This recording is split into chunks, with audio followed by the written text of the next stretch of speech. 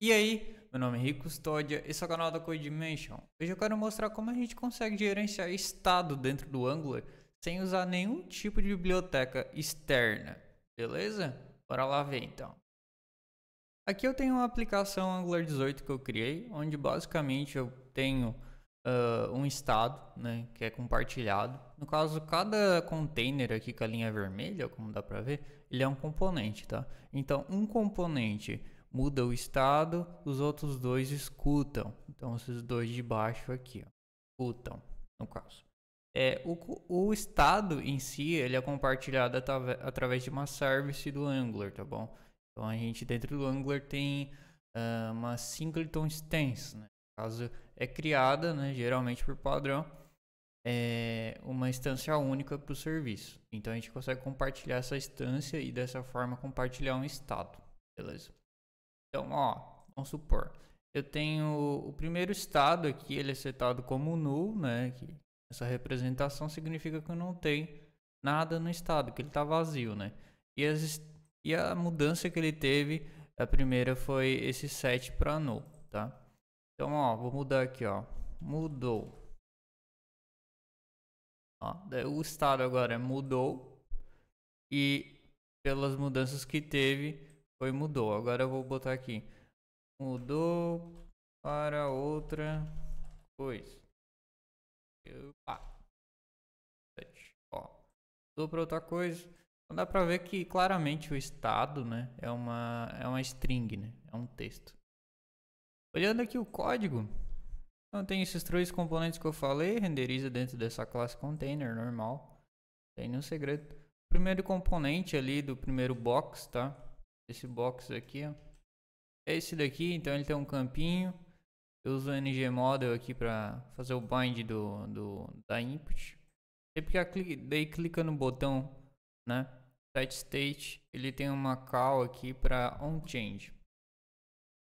No caso, vai chamar esse serviço aqui, ó, state store service, ok? Né? Esse cara aqui, indo aqui nesse cara, State Store Service, ele tem um estado interno, tá? Isso aqui é uma propriedade privada, tá? Do ECMAScript mesmo, do JavaScript. Mas isso aqui funciona totalmente com TypeScript. Mas é uma forma de realmente dizer que é privado. Então, se você nunca viu, não sabe. É a mesma, digamos que tem a mesma funcionalidade do private TypeScript, só que aqui, hashtag, ele vai realmente ser privado, tá? Não tem como burlar esse encapsulamento do código. O JavaScript mesmo, né, vai tornar ele privado. Beleza. Aqui ele recebe um signal como o valor interno. Então pensa que tem um state aqui, service. Então ele está dentro. Ele está ali, é o valor interno. Ele pode ser acessado de fora. Então a gente chama isso de encapsulamento dentro de orientação objeto, por exemplo. Então a gente tem um valor interno aqui e a forma como a gente acessa esse valor interno, modifica ele é através de métodos. Então, método público aqui, que é o setState, tipo o valor. Aí eu faço uma verificação para ver se o valor é definido, né? Se não é false, caso seja null, undefined ou uma string vazia, zero, por aí. Caso são false values, né? Então, aí eu seto null por padrão. Aí eu modifico o estado interno, state, ó. Aí no caso dá pra ver que ele é interno, então só essa classe aqui tem acesso, né, a esse estado aqui. E aí eu seto ele, beleza? E aí para recuperar eu tenho o método getState. O método getState ele retorna um signal, tá? Ele não retorna um valor direto, né? Ele retorna um signal. E só que eu retorno esse signal como read-only, tá?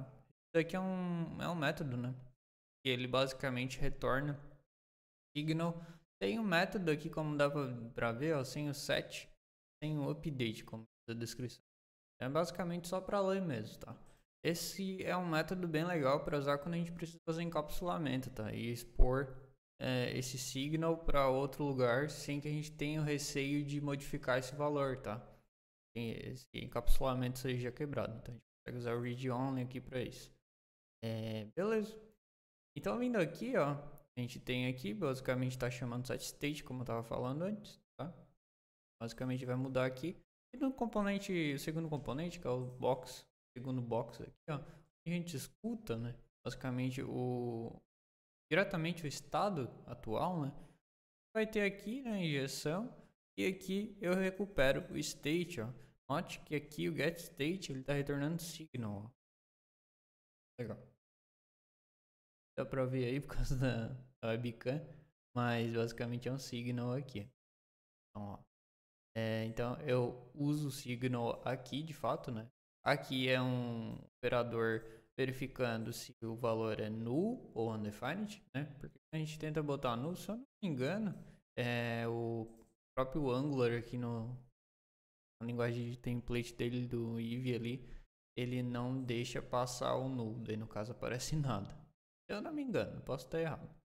Mas daí com esse operador aqui, ele verifica se é null ou undefined. E aí eu ponho uma string vazia aqui, nada null, só para representar o null mesmo, tá?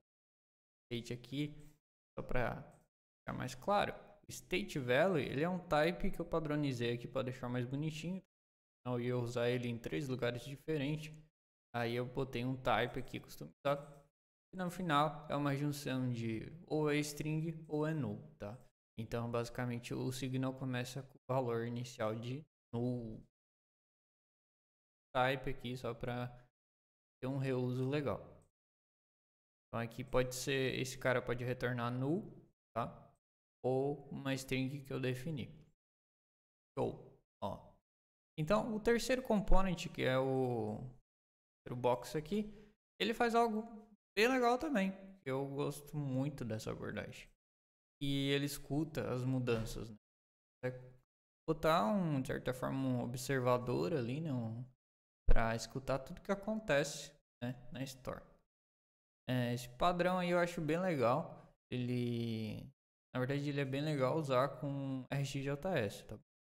Então, eu basicamente instancio e tal. Aqui é só um arrayzinho que eu criei com signal para armazenar essa lista de mudanças, tá?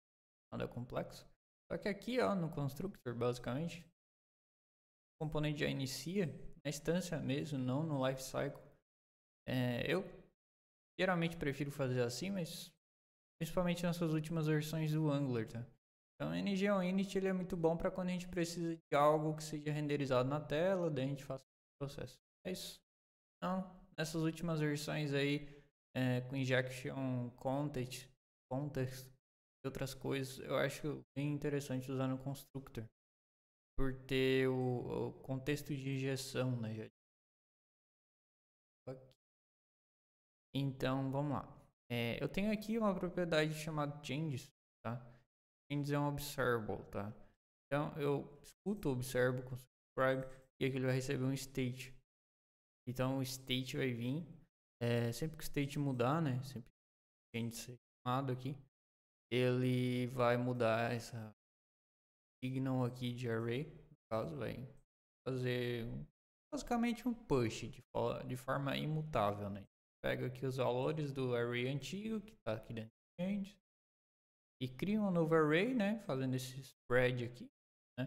Ele pega os itens que tem no array, faz um spread, né? Vai criar todas as posições e aí só adiciona, né?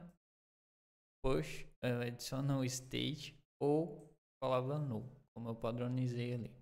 Então sempre vai ser uma string. Isso daqui é só uma representação do estado, tá? Então ele não muda de forma nenhuma o estado, ele só escuta. E aqui ele renderiza com um loop. Vamos ver como é que esse change funciona. Ó, que legal. Eu tenho signal aqui, tá? State. E aí eu coloco dentro dessa função aqui toObservable, ok? Esse toObservable, ele basicamente ele cria um observable, né? Digamos assim, uma instância ali de um observable e usa o effect, tá, do signal ali para modificar o valor do observable. Então basicamente a gente tem digamos assim, um observable, uma instância de observable aqui, daí dentro dele ele fica vivo, né, não é completado, e aí dentro dele só tem um effect, tá, e aí fica rodando sempre que o signal muda, um método next observable é chamado, e aí ele emite um novo valor. E é basicamente assim que funciona essa conexão entre Signal e Observable, ok? Dessa forma a gente consegue ter um change aqui, uma forma perfeita de escutar eventos, beleza? E aí sempre que ele muda, dá um refresh aqui.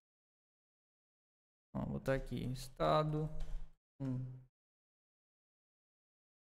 estado 2 e assim vai. Escuta. Então, esse é só um exemplo meio bobinho, né, de como escutar. Afinal, tô falando em uma lista de log, basicamente, mas você consegue fazer isso, por exemplo, para fazer side effects, né? O estado mudou, você consegue fazer algumas ações dentro da aplicação de forma transparente, tá? E, inclusive fragmentar isso em vários lugares, assim, para fazer com que fique bem limpo, né? E bem componentizado as coisas. Beleza? Cara, o vídeo é sobre isso. Espero que você tenha gostado. Se você curtiu, com certeza, dá um like, tá? Contribui muito pro canal aqui. Isso ajuda também o algoritmo aí do YouTube, né? A mostrar esse tipo de conteúdo para pessoas, você que quer estudar esse tipo de tópico e se interessar cada vez mais por Angular, beleza? Então, também se inscreve, beleza? Tem muito conteúdo massa sobre Angular aqui, esse é só um deles. E é isso aí. Até mais. Valeu!